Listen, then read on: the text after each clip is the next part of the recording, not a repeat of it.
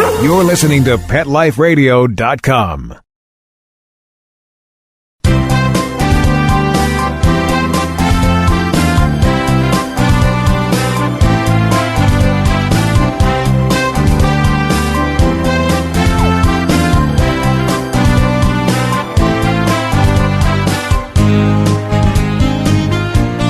Well, good afternoon, everyone, and welcome to our show. You are on live with Dr. Jeff Werber. That's me here, Ask the Vets with Dr. Jeff here on Pet Life Radio.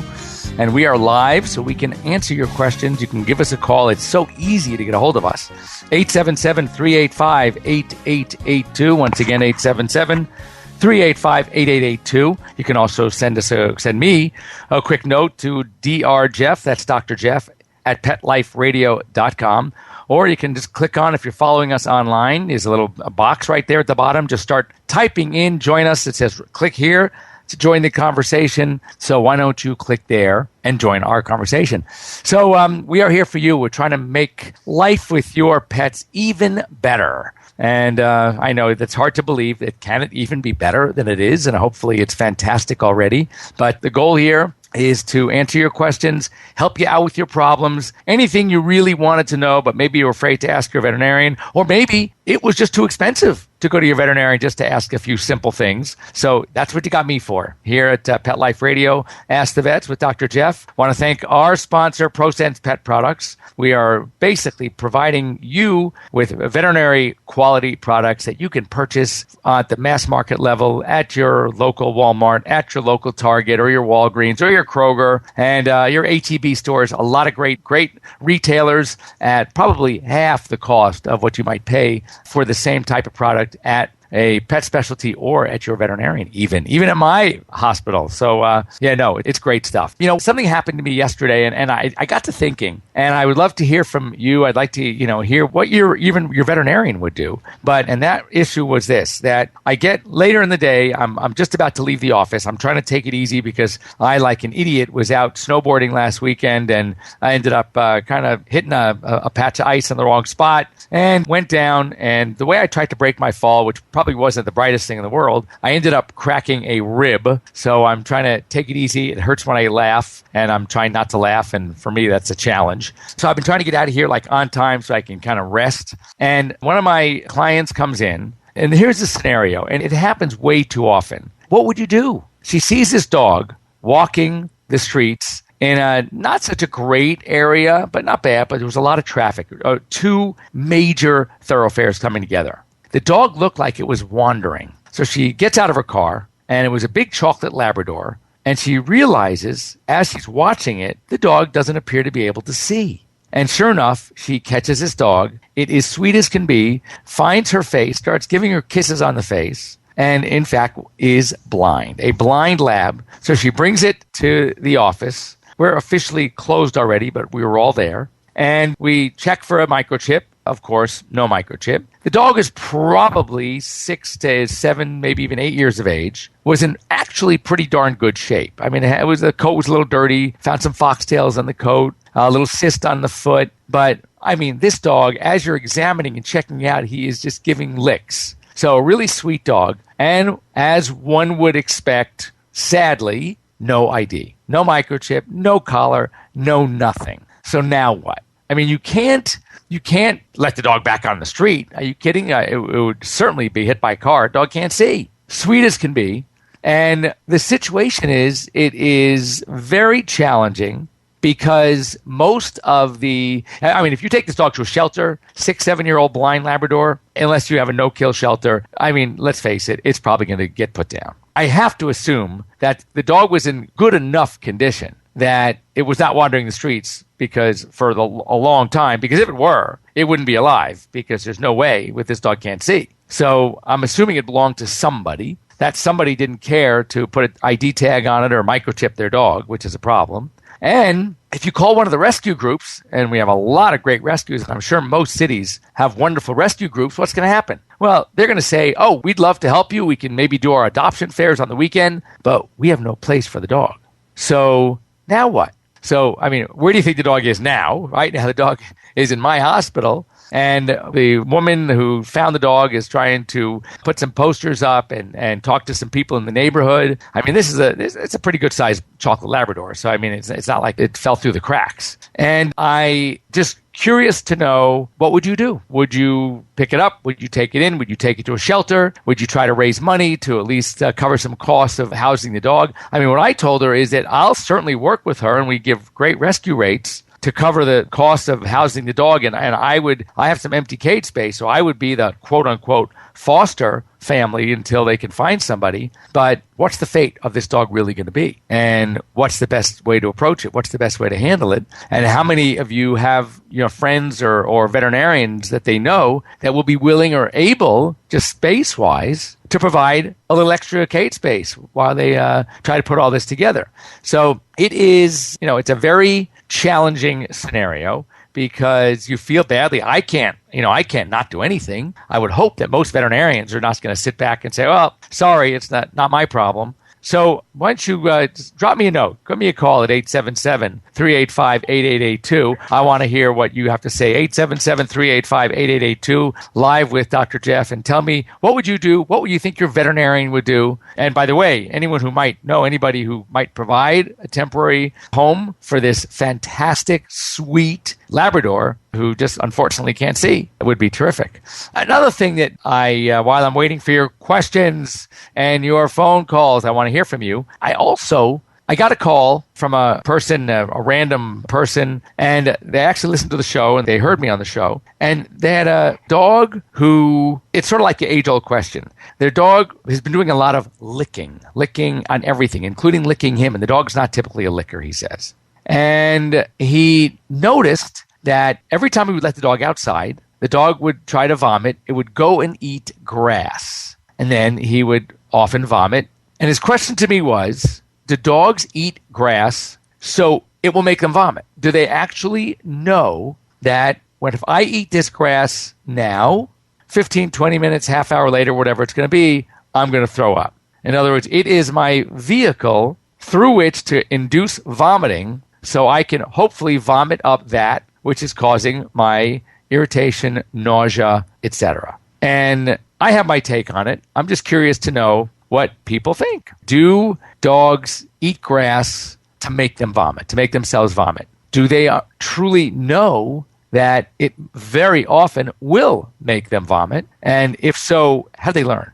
Who taught them? So I'm just curious to know what you think. I have my theory, and we're gonna check that theory out in a little bit. But let me first give you some time to get back to me here on Pet Life Radio, and it's easy. You can just send me a little note to Dr. Jeff at PetLifeRadio.com or call me live. I'm right here, 1 o'clock Pacific time, 4 o'clock Eastern time at 877-385-8882. I am here next Thursday, but off tomorrow morning for Orlando to the North American Veterinary Conference. This sort of starts the year. It's our first conference of the year, and we go literally, practically back to back to back. We have a big one coming up next month in Las Vegas, the Western Veterinary Conference. Then we have March. We have the American Animal Hospital Association meeting, and I have the Pet Expo, the Global Pet Expo, because of pet products, and that's a huge one back in Orlando. And then in May, I'll be in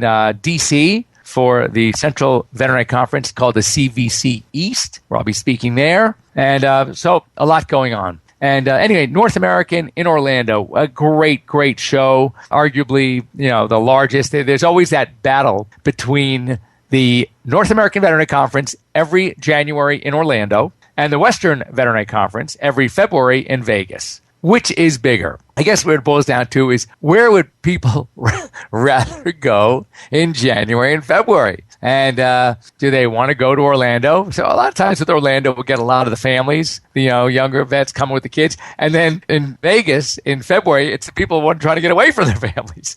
And they want to go to Vegas and maybe do a little gambling, maybe make some money out of the thing. Talk about a great way to write off. You not only get to write off the trip, but hopefully you come back with even more than you left with. But they're both fantastic conferences, world-class speakers, and there's really, really, a lot to learn, a lot to go through. And the venues are fantastic. We're going to be at the Gaylord and at the Marriott World Center. What's so amazing about this show, it used to always be at the Marriott. And as it grew, it got bigger and bigger. And the Gaylord was a relatively newer hotel, and they had a huge, beautiful exhibit hall. It was better suited for the enormity of this conference. And then they started, but it got so big that they actually needed the lecture halls in both locations. And now it's gotten so big that they are using the original exhibit hall as a second exhibit hall. So this show is in 2 hotels, each with their own exhibit hall. The exhibit halls are huge. The Gaylord is the main. And then there's sort of the annex. But interestingly, talking to a lot of the vendors, they prefer the smaller exhibit hall at the original hotel, the Marriott, because it's less overwhelming. So people that go through are actually willing to spend a little more time. And then there are a lot of large companies that have booths at both halls. Now, that's how crazy and how large this show is. I don't know. It's something like, when you think of everybody combined, it's something like 15,000 people converging in Orlando. It's just amazing. So anyway, no, that's a great show. So once again, I want to hear from you. I want to hear what you think about animals, dogs especially, eating grass in order to vomit. 877-385-8882. We're going to be back in just a second after this commercial break. We'll be right back, right after these messages. Stay tuned. Swipe It's a revolutionary new product that literally wipes away cat hair from virtually any surface. Most of us struggle with a roller or vacuum cleaner to clean up cat hair, but anyone who has tried either of these knows they just don't work very well. But Swipe It's patent-pending glove has a magnetic-like quality that removes cat hair from almost everything. And best of all, Swipe It's is machine washable, so you can use it over and over again. To order, just visit swipeits.com. That's SWIPETS. A simple solution for shedding. I'm not much of a reader, but I do wish I were more well-read. There are so many great books coming out. I wish I could find a way to keep up. Audible.com makes it easy to stay well informed and catch up on your reading simply by listening. Audiobooks from Audible turn downtime into uptime. You'll be more productive and become well-read. Now I'm able to catch up on all the great books I've been wanting to read. With Audible, I feel smarter. Pet Life Radio listeners, try Audible.com now and get your first 30 days of Audible Listener Gold membership plan free. And get a free audiobook. Choose from over 100,000 titles. To get this great deal, go to audibledeals.com. That's audibledeals.com. Coast to coast and around the world, it's All Behave with Arden Moore. Find out why cats and dogs do the things they do and get the latest buzz from wagging tongues and tails in Rin Tin Tinseltown. From famous pet experts and best-selling authors to television and movie stars, you'll get great tail-wagging pet tips and have a fur-flying fun time. All Behave with America's pet edutainer, Arden Moore. Every week on demand, only on PetLifeRadio.com.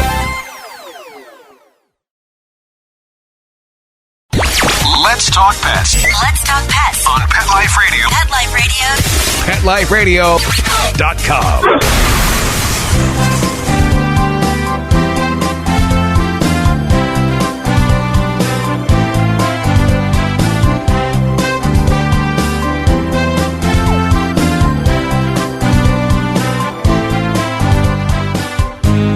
Well, welcome back. You're here with Dr. Jeff live at Pet Life Radio. Ask the Vets with Dr. Jeff.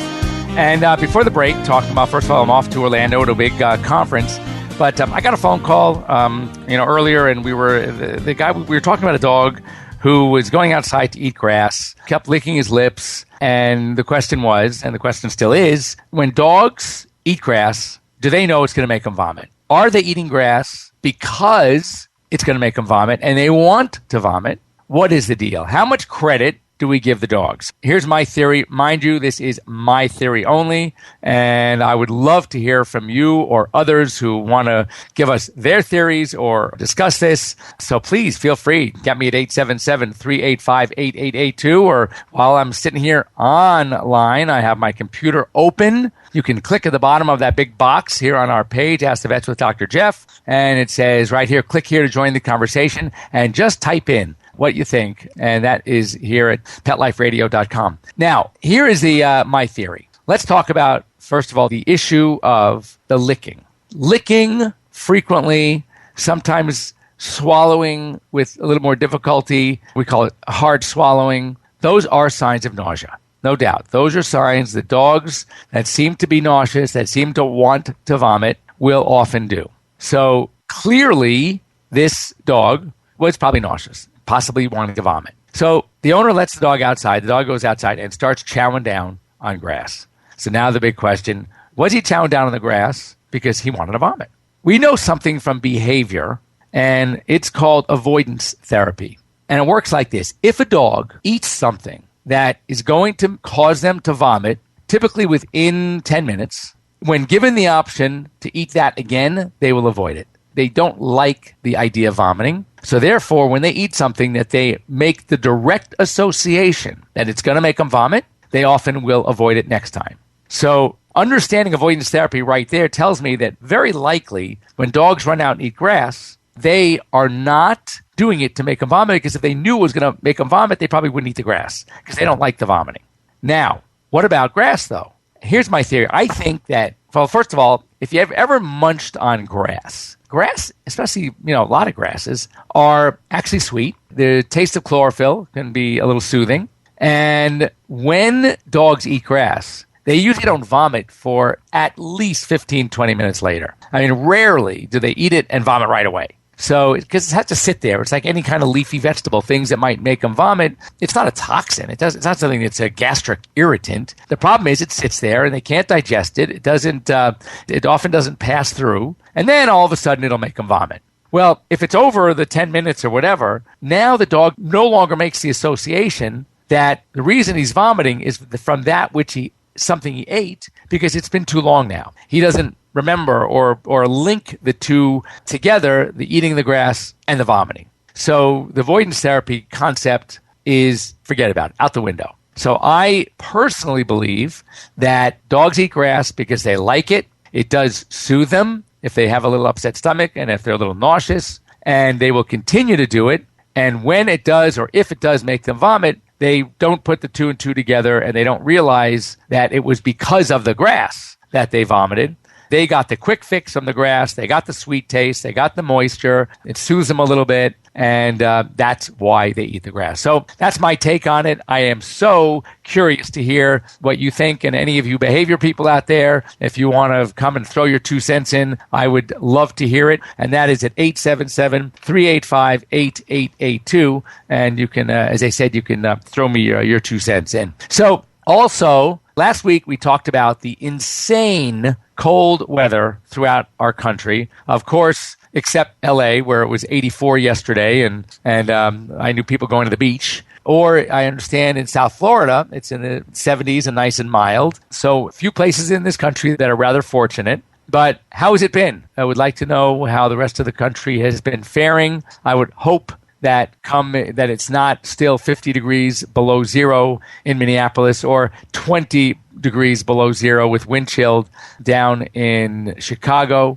So I would like, it's another good reason to give us a call or send me a note and let me know, are you guys faring any better? How your pets did. Do they do okay? Are they, have you changed your lifestyle? That's really, really what's important to know and to share with some of our other listeners. Does it change their lifestyle? Did you change their lifestyle? Have they adapted for the hopefully less time they're spending outside alone, given the fact that it's still pretty cold out there. So, what do you do? What would you do? And I think that would be a nice thing to know. And I still haven't heard from anybody. What is going on with what you or your vets? What would you do? You find a stray dog running on the street, and now what? You're going to bring it into your vet. You're going to take it in. You're going to pay for it. You have friends that would help you raise some money. Do you know some rescue groups that have room? What would you do? For any dog lover out there, that's something that you will be faced with at some point. We have a dog in today. One of our rescue groups literally found this guy beating, literally, terribly.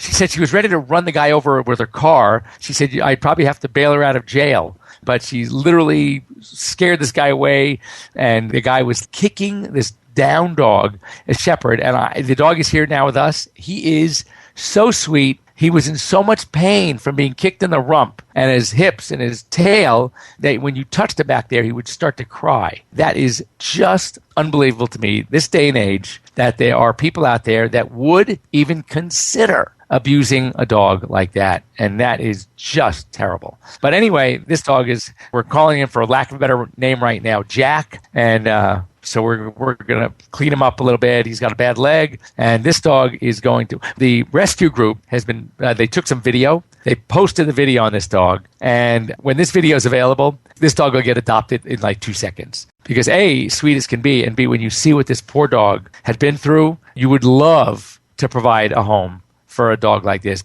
I mean, as badly as this dog was treated and as untrusting as this dog should be, he still wants to cuddle up. And when you stick your nose and your face into his face, he just wants to just rub against you and cuddle. It is unbelievable. And this is really sweet. Oh, another thing, this is very rare. But, we've learned so much about a condition that's an age-old condition. It used to be called FUS, Feline Neurologic Syndrome. We've renamed it FLUTD, a little bit more specific to the problem, called Feline Lower Urinary Tract Disease. And this was a much more of a problem, 20 years ago, when we knew less about felines, their diets, what makes them create or develop crystals and stones, and how much less we knew then than we do now about the prevention through diet, through fresh water, through eliminating stress, etc. So therefore, the problem of the severely blocked cat, and by that I mean they get like a urethral plug or crystal or stone that, especially in the males, that creates the situation where they cannot urinate. And we often had to do a surgery of old that was called a PU, a perineal urethrostomy, to open up the male's plumbing like to be that of a female. Opening up, make the urethra a bit wider, larger, so the crystals and the sludge can flow through more easily. And we don't have to do that very often anymore. I have, how weird is it, 2 cats, both very good size, large orange males, sitting in cages side by side. Both came in within 2 days of each other, blocked. Fortunately, both doing well. We're going to probably avoid the PU surgery. We've already avoided on one. We did have to go in and take a stone out of the bladder. The other one is doing great, pulled the catheter, so far urinating freely. But there are a lot of new factors that we have to talk to owners about, and you should know that stress, anxiety, water intake, exercise, diet all play major roles. And the fact that the male plumbing at the narrow tip of the penis is much narrower than the female, the vaginal opening of the urethra, male and female cats seem to suffer from FLUTD equally. It's the male that typically has the problem, simply because of the narrower urethra at the end, causing him a lot more difficulty trying to pass this sludge. But we used to think that the issue was minerals or ash content. That is a way oversimplification. It's not necessarily the ash, it's the pH that the urine is left with, the breakdown of these minerals. And certain mineral salts that leave the urine basic are more dangerous than the salts that leave the urine more acidic. Because in an acid urine environment, stones and crystals seem not to form. So check with your veterinarian, check about diet, and it's maybe stay away from some of, a lot of dry foods. I mean, some dry food is fine, but always check with your vet, especially if you're a cat, especially if your male cat has been having problems, what you can do at home to help minimize the problems of feline lower urinary tract disease. So anyway, once again, our half hour is running away from us. I'd like to see you call us this week. Send me an email to drjeff@drjeff.com. That's drjeff@drjeff.com or drjeff@petliferadio.com. and kind of let me know what you think about this whole vomiting thing and eating grass. And if all is well, and we will hopefully see you back here next week. Get the courage to give us a call, 877-385-8882, and I will report back to you when I return from the North American Veterinary Conference. Next Thursday. See you then. Let's Talk Pets, every week on demand, only on PetLifeRadio.com.